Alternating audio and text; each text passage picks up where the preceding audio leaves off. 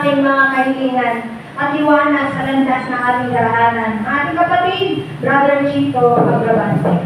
El Shaddai.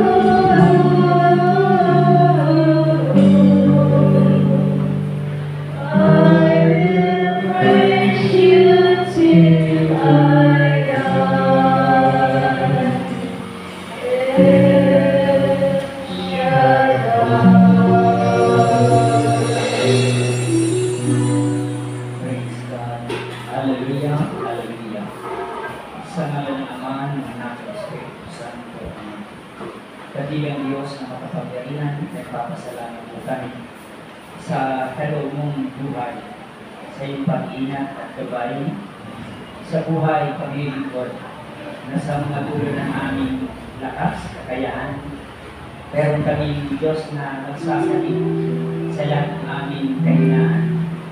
Panginoon, di namin alam kung paano i-handle ang buhay na ito kung wala ang iyong mga salita. Di namin alam kung paano kami tumugon at lumampas sa mga problema kung wala ang iyong pagkagandang pangako. Panginoon, di namin alam kung paano ipagpatuloy ang buhay kung walang pag-asang nagregaling sa iyo. Sa hapon ito, Panginoon, turuan mo kami ng maigi, itanim mo sa pinakamalalim ng bahagi ng puso namin upang walang makaagaw sa aming buhay. Pagkos ito'y maging dahilan ng katagumpayan ng aming buhay paglilingkod. Patuloy mo kaming patatanin, palakasin, bigyan ng karunungan, pananampalataya, para huwag kaming madaig ng anumang hamon ng buhay. I-bless mo, Lord, ang aking mga kapatid na tumugon.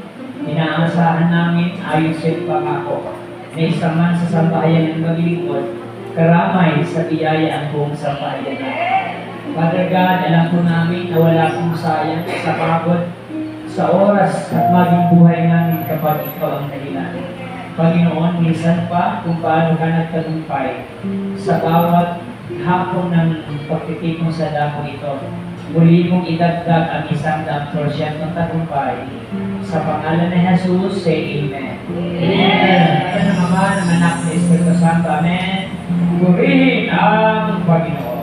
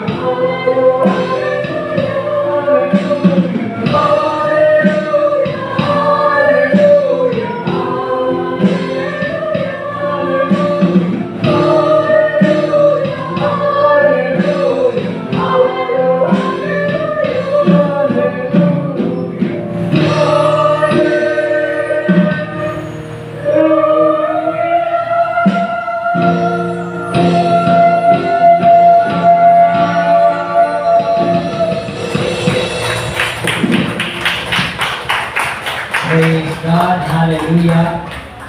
Harapin mo ang iyong katabi. Sabihin mo, kapatid, alam mo ba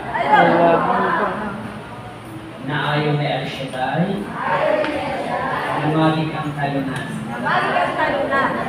Ayaw ni Yahweh na maging ang pagsakyan.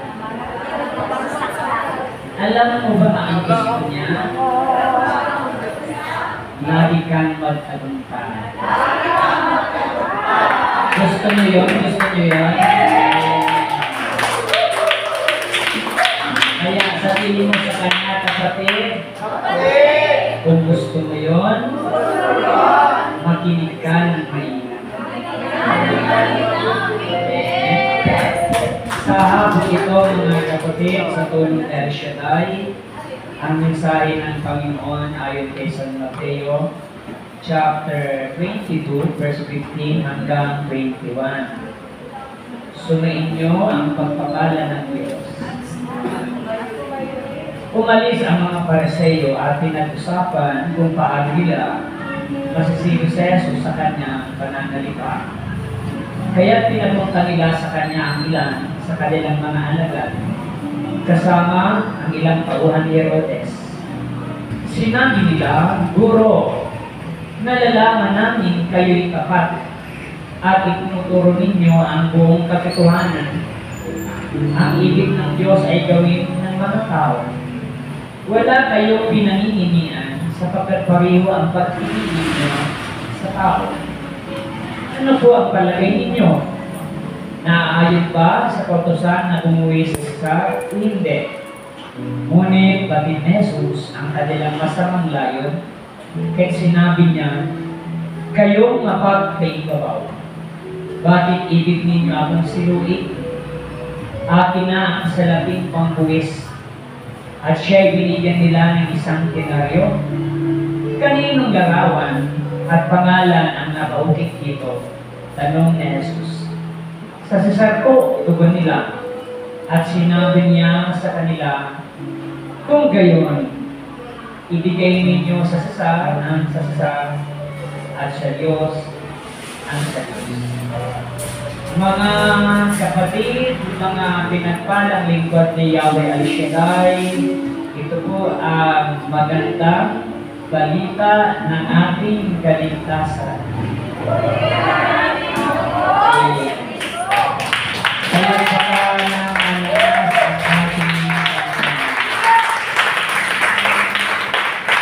Sino ang naniniwalang siya answered prayer na? Yung answered prayer na ay pwede nang umuwi. Makinig mo na kayo. Sige na po, makinig mo na kayo. Hindi na kayo mabira. Alam nyo, galing ako ng Sampaloc ng Biyernes. Pag-uwi ko sa bahay, wala na akong boses. Sabi ko, Lord, okay lang to. May Sabado, may Linggo, pag-Lunes, bigyan mo ako. At ito na naman tayo kalaban kay El Shaddai. Amen? Render to Caesar a lesson in wisdom. Ang Pariseo, mga kapatid, ay maraming uri ng Pariseo. At dahil ang mga Pariseo ay may influensya, matatalino, magagaling, ayaw nila na sila ay nalalamangan. Ayaw ng Pariseo ay nasasapawan sila. Sapagkat ang Pariseo ay they belong to the Jewish people. Sila ay mga Israelita o mga Jews. At alam nyo, they are not belong to the Christians ng unang panahon. Kasi yung time na yun, wala pa si Jesus. And another thing, hindi nila kinikilala si Jesus sapagkat ang kanilang Diyos ay ang Diyos Ama lamang. Amen ba? Kaya galit na galit sila kay Jesus kasi grabe ang katalinuhan. Grabe ang karunungan at ginagawang malanes sa kanyang paglilingkod. At dito, nagkakaroon ng tinatawag na inferiority complex sapagkat dahil sila may influensya, ayaw nila sila nadadaig. Tayo mga tao, masakit sa kalooban natin na tayo ay naaapakan. By nature, mayroon talaga tayong mga pride. Wala namang taong ayaw gustong maging talunan. Yun nga lang, hindi tayo gumagawa ng mga bagay na masama para lang matakpan natin ang pagiging talunan. Nakikinig ba kayo?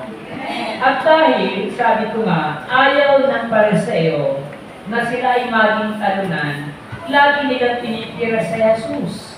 Saan man naroon sa Jesus nagpapayag ng mga salita, hinahanapan nila ng bukas. Nakikinig ba kayo? Medyo pasensyahan niyo yung aking boses. Hinahanapan nila ng butas sa Jesus. Pero dahil nga magaling si Jesus, ay hindi nila kayang takpan ang napakatalinong karunungan ni Jesus. Dito, binibigyan si Jesus ng trap, hinuhuli. Alam nyo, ang demonyo daw sa mundong ito, parang malaking gagamba. Kikinig ba kayo? Pag nakakita kayo ng gagamba, ang kanyang pag-asa, yung may mga lumipad-lipad na mga lamok, nakatrap doon. Yung gagamba sa bahay, di ba, may trap siya? Yun ang kanyang armas. Pag dumapok ka doon, patay ka. Ganon din yung demonyo sa mundo ito. Napakalawak ng kanyang trap. Kaya yung mga Kristiyano nadadaig kasi nadidikit sa trap ng demonyo. At alam nyo, ito yung gawain ng kalaban ng Panginoon na i-trap si Jesus para mawalan ng kapangyarihan, mawalan ng saysay ang kanyang ministeryo. Amen ba? Pero ang Panginoong Jesus ay hindi nila kayang daigin. Si Jesus ay belong to the Roman Empire. Sila ay belong to the Roman government. Kaya nga, ibig nilang siluin si Jesus sa pamamagitan ng kanyang sagot. Kung baga sisiluin siya, depende sa kanyang pagtugon. Pag sinabi niya kung kanino dapat magbuwis, pag sinabi niyang kay Sisar, para sabihin hindi ka naglilingkod sa Diyos. Pag sinabi mong para sa Diyos, parang hindi mo binibigyan ng credit yung government. Eh sabi ng Panginoon, bigyan ako ng barya. Si kaninong mukha na dito. Sabi ng mga Pariseo, kay Sisar po, at napakagaling ng sagot ni Jesus. Ibigay ang para kay Sisar at ibigay ang para sa Diyos. Maraming Kristiyano na dayan-daya kasi akala niya lahat ng bagay ay nasa Diyos lang.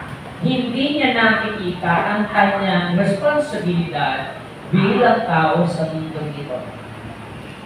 Ang tawag sa atin ay mga extreme. Masyado natin ini-spiritual lahat ng bagay. Kailangan balanse tayo ng kapatid para hindi tayo pagtawanan ng demonyo. Lagi tayong marunong, this is a lesson of wisdom. Ang gusto ng Panginoon, kaya sabi ko sa inyo kanina, ayaw ng Diyos na maging talunan. Ang gusto niya, maging matagumpay ka. At magiging matagumpay tayo kapag nakuha natin ang karunungan galing kay Jesus. At alam nyo, pag nakita natin ang karunungan na galing kay Jesus, kahit wala ka sa gawain, magagamit mo yan araw-araw.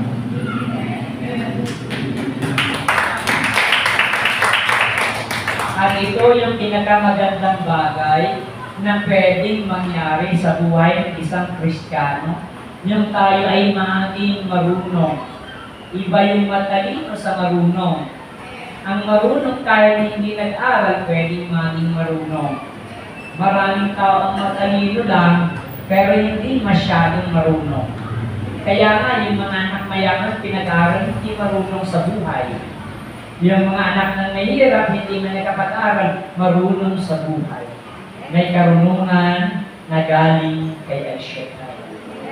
Sabihin mo sa iyong kapatid, gusto mo yun?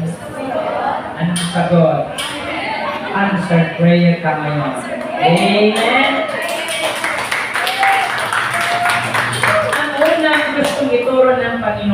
discernment in difficult situations. Tayo ay magkaroon ng karunungan sa mabigat at masalimuot na sitwasyon. Nasusukat ang pagiging Kristiyano natin kapag tayo ay marunong humarap sa hamon ng problema sa buhay.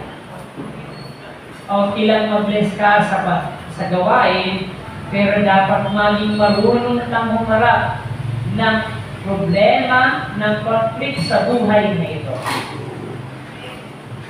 Kung Kristiyano tayo at pasaway tayo sa ating pamilya, parang hindi tayo Kristiyano. Bilang Kristiyano, kailangan may kalawakan ng ating pangunawa, may kalawakan ng ating karunungan, may kalawakan ng ating pag-intindi nang hindi tayo nabubutasan ng demonyo. Nakikinig kayo. At napakaganda ng kagaya ni Jesus. Itrinap siya ng demonyo, pero walang binatbat. Walang obra sa kanya ang demonyo. Hindi uubra sa kanya ang demonyo kasi may karunungan siyang galing sa taas. Karunungan na hindi pwedeng pasugalian. Kasi sabi nga ng kasabihan ng mundo, ang isda ay nahuhuli sa bibig. Tayo ay mahuhuli ang ating mga buhay sa ating mga sinasabi. Hinihintay lang ng demonyo ang sasabihin mo. Pag sinabi mong terrible buhay ito, granted ka agad. Kaya mong sasabihin ng terrible ng buhay na ito, huwag mong sabihin na walang patinagan ng buhay na ito, sapagkat ma-answer prayer ka ng demonyo. Ang sabihin mo ay, pinagpala ako. Itaas namin yung kamay. Sabihin mo, Lord, I am blessed. O, di ba masarap ang pakiramdam? Kaya baka natin ang Panginoon. Discernment in difficult situations. Kagaya ng ginagawa ni Jesus, kaya niyang lampasan ang mabigat at masalimuot na pangyayari. Pag minumura ka na, pag ginagalit ka na, pag iniisip ka na, be like Jesus. Amen? Kapag minura ka, minura mo rin siya, parehas kayong demonyo. Amen ba? Kapag inilis ka niya at nainis ka, wala kayong pagkaiba. Bakit tayong marunong? Ang function daw ng karunungan ay alamin ang mabuti at marunong at masama. Kapag natuto kang magbasa ng masama, gagawin mo pala. Sasabihin mo pala, iniisip mo na. Kaya ang pinakamasakit daw sa tao, yung pagsalitaan mo ng masama. Buti pa daw hambalusin ako ng paha, ilang linggo wala ng sakit. Pero yung pagsalitaan mo ako ng hindi maganda, baka di ko yung nakalimutan. Kaya si Jesus napakatalino niya eh. Hindi siya bumibitaw ng basta-basta sapagkat ang nasa loob niya ay purong karunungan na galing kay Yahweh El-Shaddai. Amen ba? Amen! Palagpakan ng malakas si Yahweh El-Shaddai. Hindi lamang discernment in difficult situations, but balancing a worldly and spiritual duties. Kailangan balanseto ang ating spiritual at sa ating mga worldly duty. Kapag hindi natin nagagawa ang ating duty sa mundong ito, hindi tayo kalulugan ni Yahweh. Nasugit ka ng anak ni El-Shaddai, mandarayan naman tayo sa negosyo natin. Diba? Sabi nga ni Brother Mike, pag magtrabaho ka, akala mo di ka ng dadaya, yung pumasok ka ng link, dinaya mo ang oras. Kaya hindi madaling maging Kristiyano, di ba?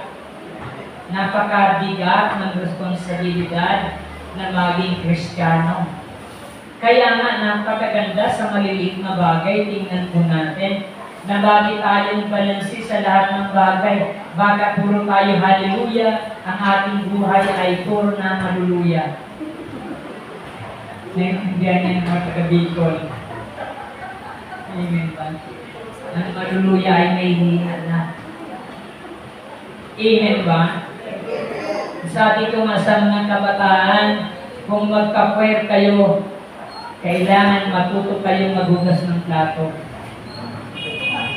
Kasi hindi matutuwa ang mama niyo at nanay niyo, El Shaddai kayo ng El Shaddai, hindi kayo marunong maglaba. Sapagkat ang paglilingkod karamay sa lahat ng anggulo ng buhay natin. Amen ba? Kailangan nakikita sa aktwal nating buhay. Ako, inaamin ko, ang dami kong hindi nagagawa. Kasi lumaki ako sa may kaya. Buti na lang ang asawa ko, dinidisiplin ako. Pero kahit pinupagpra ko siya, alam kung tama siya. Yung pride na lang yung aking pagkontra. Pero sa loob ko, tama yung asawa ko. Kasi ang dami ko pang hindi alam eh. Palibasa, yung magulang namin, sinanay kami sa kay kakayahan. And I want to realize na dapat talaga ganun yung tao. Kailangan maging marunong tayo makisama. Kapag ang pagiging Kristiyano hindi maramdaman ng kapwa mo, walang kwenta ang pag-El Shaddai mo. Kailangan ang pag-El Shaddai mo, maramdaman nila sa buhay mo ang presensya ng Diyos. Maraming nag-El Shaddai para walang pakialam sa kapwa. Parang wala siyang duty sa kanyang neighbor. Mahalagang bagay, tumatatak sa pagkatao natin ang kahulugan ng pagiging anak ni Lord. Amen ba? Amen! Palagpakan natin ang Panginoon habang natin ako ng tubig.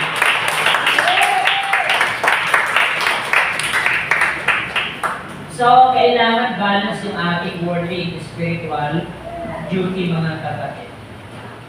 Kaya huwag kayong magalit sa mga kasama natin na hagod na sa pagpunta dito, may hinabol ko lang trabaho. Amen ba?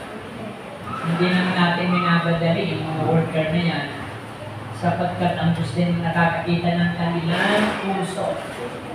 How they strive for good. Amen ba? So mahalaga, nagagampanan natin yung lahat ng bagay. Pagkat nandito pa tayo sa mundo, hindi pa tayo kaluluwa. May laman pa tayong nagugutom, may laman pa tayong nasasaktan, may laman pa tayong napapagod, may laman pa tayong natutukson, dapat labanan ang mga hamon ng buhay. Minsan nga sa pagiging Kristiyano natin, pag hindi natin nalabanan yung simpleng bagay, babagsak tayo. Kanina, alas 12, galing na ako dito. Wala pa, kumain na ako doon. Balik ako, pagbalik ko, alam mo, wala pa rin. Kumain ako dito sa unahan. Nakita ko yung milk tea. Sabi ko, masarap kaya yan. Pero nag-timbre agad yung aking mind, ba? May umo kaya ka. Tingin-tingin lang ako sa milk tea. Sabi ko, masukutan kaya. Naglaban yung demonyo at sa isip ko. Sabi ng Diyos, ang parang sa isip ko, huwag mong subukan yan. Na parang naririnig ko rin yung sabi ng asawa ko, uminom ka na naman ng malamig. Parang naririnig ko siya eh. Kaya ka uminom ng malamig. Amen ba? Yung mga tinig ng gusto na nasa paligutan natin, kapag ang tinig na yun, kahit malakas, kapag ikakabuti mo, tama yun. May mga boses na hahagurin ka, pero sa demonyo pala. Amen ba? So, kailangan balance yung ating pananaw. Respecting authority, mga kapatid. Kailangan respetado natin yung kapangyarihan na galing sa mundo nito. Ano mang bagay na nasa lupa, kapag pinatuloy natin ito na kasama natin ang Panginoon, hindi mo hahayaan na masalaula ang ating pagkatao. Kaya nga, maraming bilib sa atin sa totoo lang.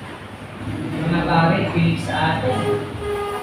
Grabe daw yung dedication ng mga anak ni El Shaddai. Pag umalis ng luneta, malinis. Pag umalis ng gawain, malinis. Huwag lang makita yung mga nasuksok sa gilid-gilid. Yan yung ba? Pero overall, talagang natututo tayo. Kasi ang galing ni Brother Mike eh. Akala mo inuuto lang tayo, pero tinuturuan tayo na maging mabuting tao, hindi lang mabuting lingkod. Amen ba? Kailangan tayo, hindi lang tayo maging mabuting lingkod, kundi mabuting tao sa komunidad. Alam nyo, bago ko natin anak na siya tayo, hindi kami nadadate sa election sa barangay. Kasi maganda yung record ng tatay ko. At the same time, yung family namin, hindi naman barong-bago, kinikilala na. Amen. Kaya nakita nyo, nung maglingkod ka sa Panginoon, nadoble yung credit, nadoble yung honor. Pero pag medyo ba na sobras tayo, at maglingkod ka, hirap mong gising. Amen ba? Mahirap mong gising kasi kilala nila tayo. Amen ba? So napakahalaga na balansin ang ating buhay. Respecting authority. Jesus shows the importance of respecting and acknowledging the authority. Kaya sabi niya, hindi yung kay Cesar para kay Cesar, yung sa Diyos ay para sa Diyos. Walang maikuta sa Kanya ang mga para sa iyo. Amen ba? Wisdom and response. So, kailangan pagtapo natin ang ating sasabihin, may kasamang karunungan. Wise and unexpected response remind us to think before we speak. Sabi ng digital ngayon, think before you click. Sabi ng Facebook, think before you click. Kasi isang click mo lang sa link, buong mundo mababasa ang sinabi. Kaya tama yung sabi ni Sister, yung isang link ng kabastusan, pwedeng sumira ng isang mundo. Pag hindi natin nabantayan ang mga anak nyo, walang cellphone na hindi ka makakakita ng pornography. Imposible na hindi ka makakita ng mga masasamang elemento. Kaya kailangan tumatag ang tinatawag na spiritual mindful. We must be spiritually mindful. Alam nyo, kapag spiritually mindful ka, hindi ka naman talaga madadaig ng mundo eh. Isa yung sa akin, gaya mo ko yung kapatid ko babae, tinutulan na ng nanay ko. Magkaligaw ka na, bata ba? Kasi mostly kabataan nasa galaan eh. Yung kapatid ko, mga ganyan pa, pwera naman dancing na sila. Nung magdalaga, ang laging kabanding ang nanay ko eh. Sabi ng nanay ko, naawa naman ako sa'yo, pagkanag ka naman ng barkada niya. Sabi ng kapatid ko, naisapat ng kabanding ko. Eh, naawa yung nanay ko kasi nakikita yung kabataan ng sasaya sa labas. Silang mag-ina, yan, nagmamarites. Silang dalawa. Pero hindi yung dalawa. Pero alam nyo, yung pagiging matining na buhay ng kapatid ko, sabi ko nga lagi, teacher Christian yun. Hindi siya nakaran. Pinagpotensyon kami kasi ang negosyo doon namin bumagsak na. Pero yung kapatid ko dito ay pinasiyan talaga ng Diyos. Kahit kung saan-saan bumabangga yung nanay ko para makagawa ng 50 pesos kung kasali niya. Tinutulungan ng kapatid kong babae. Nagtitinda rin ng pulburo kahit high school na. Para tulungan siyang pag-asawa. Nagbunga ang lahat ng mabubuting bagay sa taong gumagawa ng mabuti. Kaya nung mamatay yung tatay ko, sabi ng kapatid ko, ang hina ng tatay, di niya man lamang hinintay na makabalik yung aking kayamanan. So napakaganda na patatakin natin ang ating mga sinasabi, ang ating mga basa buhay. We have to wisdom nga. Silence is the spirit that knows his wisdom. Hindi lahat ng panahon puro dakdak. Hindi lahat ng panahon puro sermon. Iparamdam nyo sa mga anak nyo na mayroong nagmamahal, hindi nagtatanim ng galit. Wala namang magulang na nagagalat at na mali ang sinasabi eh. Pero ang laging tendency na nakukonsumo yung mga bata. So, kailangan marunong tayong magpili. May palo, may pag-ibig. May palo, may paalam. Kasi, intindihin natin ng magulang, ang daming inaasikaso, pagod na, Ang lagi niyang tendency magalit. Yung mga anak naman, iniisip niya, intindihin siya. Napakahalaga ng karunungan. Pag binasa mo yung sermon, napakaganda ng mga turo niya sa pamilya, sa ating personal na buhay. Kaya natin dito ang karunungan para sa pagharap natin sa tunay na hamon ng buhay. Hindi ka mahuhuli. Amen ba? Kung hindi ako tinawag ni Yahweh, walang kwenta yung buhay ko. 5 years ago, nasabi ko na kay Elshadai, Panginoon, kung mawawali pa ako sa iyo, Panginoon, wala nang kwenta ang buhay ko. Sinabi ko na sa kanya yan. Kung mawawali pa ako, Lord, wala nang halaga ang buhay ko. Kasi ang dami niyang na-recover, ang dami niyang na-restore, na supposed to be pabagsak na yung buhay namin, na supposed to be pakalat na yung aming kandiya. That God is really good. Mabuti talaga ang Diyos. And the last, mga kapatid, bilang makuha natin ang karunungan ng ating Panginoon, we have to live authentically. Sabihin ko, live authentically. Ibig sabihin, mabuhay ka na may magiging ano ka. Ibig sabihin, walang kaipokretuhan, walang pagkukunwari, walang pakitang tao. Kasi pag hindi tayo totoo, dalawa ang niluloko mo. Niluloko mo yung sarili mo, niluloko mo yung Diyos. Yung kinakausap na hindi mo niluloko kasi alam ng Diyos sa kanyang gagawin. Kaya, Jesus was authentic in His response. Ang pinaka-armas ni Jesus ay yung totoo siya. Amen ba? Pag umiyak ka, dapat ka talagang umiyak. Pag nalungkot ka, dapat ka talagang malungkot. Pag masaya ka, dapat ka talagang masaya. Because there's a time for everything. May panahon sa lahat ng bagay. Hindi natin pwedeng lupunin yung sarili natin sapagkat kaya sa paano lalabas kung anong ano ka, kung anong meron ka sa loob. We are not entertainers sa ating kapwa para iparamdam sa kanila, I am blessed, no. Ang naghihintay na gustong makita sa iyo ay ang Diyos. Kaya pang manawain ng Diyos kahit nagre-reklamo ka eh. Kaya pang manawain ng Diyos kahit nagre-rebelde ka eh. Kasi alam niya nakapos ka sa kakayahan. Kasi alam niya nakulang ka sa karunungan. Pero the moment you submit yourself to God, Lord, ano ko Lord, dito ko kaya Lord. Pinipilit kong maging tunay o pinipilit kong maging lingkod mo Lord. Pero ito ang daming views sa paligid ko. And God will help you. Kaya nangyayari, sinasabi natin na kung hininga ka lang. Kasi kapag nagbuntong hininga ka, ibig sabihin, suko ka na sa lahat ng lakas na meron ka sa loob. Pag nagbuntong hininga ka, ang lakas ng pressure sa loob mo. Ang lakas ng verse sa loob mo, na wala ka ng salita na pwede mo sabihin. Kung di mo hininga ka lang kasi di mo na alam kung ano dapat na gawin.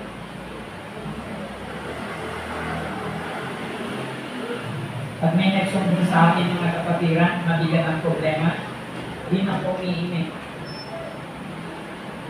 Baka sabihin sa akin, ikaw nga dito, girl. Di ba ang hirap naman? Kasi ang bagay nila magsabi na magpakalakas ka, eh di wow. Hindi naman gano'n ang buhay, di ba? Okay lang na mag-advise, pero hindi gano'n kadali yun. Kailangan yung sincere talaga tayo sasabihin. Kasi kung napagsabihan mo mainit ang ulo, huwag ka mag-alala sa una-una lang yan. Ba't di ka na-una? Amen ba? So the best thing is to be authentic. Kaya niya sa tinitingnan padala yung naging advice. Umahanap ako ng check ko para sa akin. Kahit di ka magsalita, nararamdaman niya na may malasakit. Pag totoo na nasa loob ng puso mo si Kristo, hindi mo man yan bitaw mararamdaman sa kausap mo. Pero pang nasa puso mo, nasa ibang diya. Hindi maganda ito. must be authentic. Sabihin mo kapatid, kagaya ni Kristo, laging totoo. Amen? Mapagpalang hapon, tumayo na po tayo. Ilagay natin ang ating kamay sa harap ng ating puso at kausapin natin ang Panginoon. Ilapit natin sa Kanya ang ating buhay. Kagaya ng ating sinabi kanina, ayaw ng Diyos na tayo ay mananalanan. Pero kapag hindi natin nagsunod yung Kanya ng gusto, hindi natin sa Kanya ang masalat ang kanyang gabay. Sapagkat wala tayong pwedeng itaas hindi ang ating sarili. Hindi ang ating kakayahan, kundi ang Diyos na may control at may akla ng lahat ng tao. Hallelujah, precious Jesus. Ilapit mo ang kahilingan mo sa Kanya. Ilapit mo ang problema kung mayroon ka ngayong araw. Ilapit mo ang suliranin, idulog mo sa Kanya. Sapagkat lagi mong tandaan, buhay ang Diyos na ating nilalapit. Hallelujah, precious Jesus.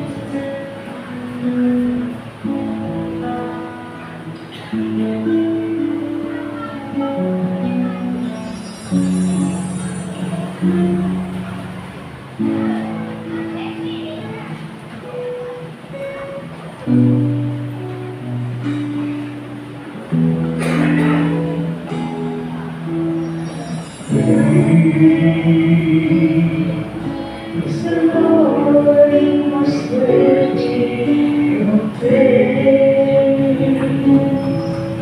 In the city of our love, your holy name. Lord of all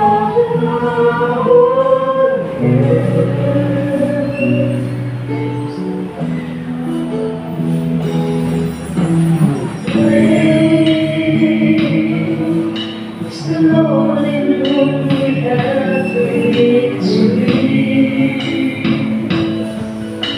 Jesus against the enemy. We bow down, Lord,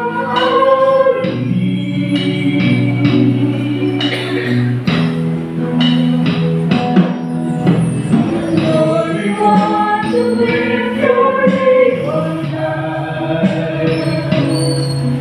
And Lord, we want to thank you for the worship of our lives. And Lord, we trust in your unfailing love. For you alone are God eternal, true forever.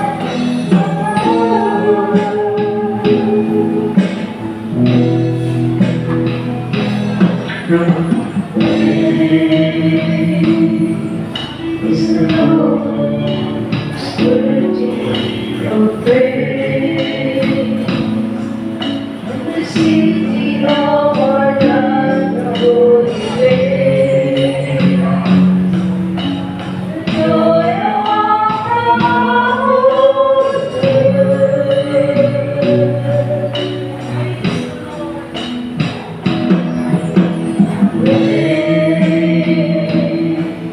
It's the Lord in whom we have the victory.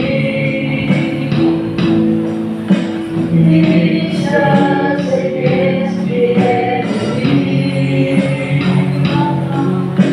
We bow down on our knees.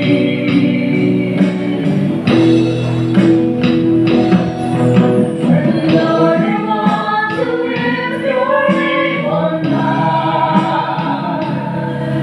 And Lord, we want to thank you for the worship of our lives. And Lord, we trust in your unfailing love.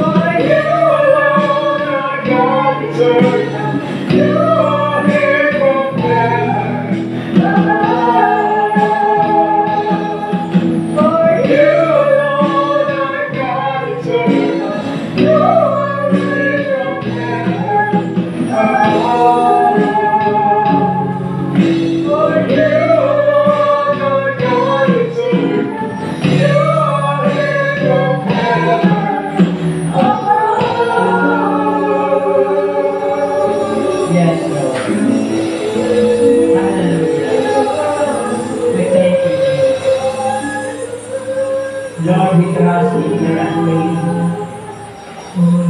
Panginoon, salamat. You are the highest God. Yes, Lord. Hallelujah. Purihin ka, Panginoon. Hallelujah. Hallelujah. Thank you, Jesus. We glorify your name. Salamat sa hapon ito sa pagpupuro sa atin. Bigyan mo kami ng kakayahan Yes, Lord. na tanggapin, yakapin ang karunungan ng mga salita mo sa amin. Maramdaman ko namin, maranasan namin sa lahat. Palagi mo kaming paalalahanan sa masalimuot na mundo ito. Kagaya po ng aming napag-aralan, ang mundo ito ay parang punong-puno ng patibong. Subalit kapag ang salita mo nasa atin, patuloy kami magpapalipan. Yes, Lord. Bless mo Lord ang aking mga kapatid, magulang, mga kabataan natin, pagpalain mo ang buhay ng bawat isa. Nakalakad sa kalooban mo, nakapag-isip na kagaya mo, at maging marunong upang hindi madaya ng kalaban sa Diyos. Father God, kung paano kagaling, dalangin ko namin maging ng kagaya mo. Pagpalain mo ang kailangan ng aming kapatid, mga personal na petitions, mga personal na prayer requests. Dalangin ko, Lord, dumating sa bawat tahanan, maging himala sa pangalan ng Jesus. Say Amen. Sa ngalan ng Ama, sa Anak, sa Espiritu Santo. Itaas natin ang mga bagay-bagay na gusto nating pamastasan. Dakilang Diyos ng mga kapangyarihan. Nakatas ko ang mga kamay, hawak ko ng mga bagay-bagay. Tubig ang nagis. Ang prayer request, ang handong, handbags, bags, wallet, rings, artifacts. Dalangin ko kami. Ito yung palain mo. Samahan ang dating malagawalihan ng bawat makain ng tubig, mga bahira ng bilis ikagay. Kunin mo ang baka ng biyayang galing sa iyo. Biyayang walang kasama ng isa. Pagpalain mo ka ng prayer request, dalangin ko lang ibibigyan mo ng katulad. Ang kanilang handog, ibalik mo na dito sa pangangailangan. Pagpalain mo ang manggagawa mo sa dami ito. Ang manaluto mo at mga awit, i-bless mo silang lahat. Pagpalain mo ang tumugulo sa hapon ito sa pangalan ni Jesus. Say Amen. Pangalan naman, anak, ito sa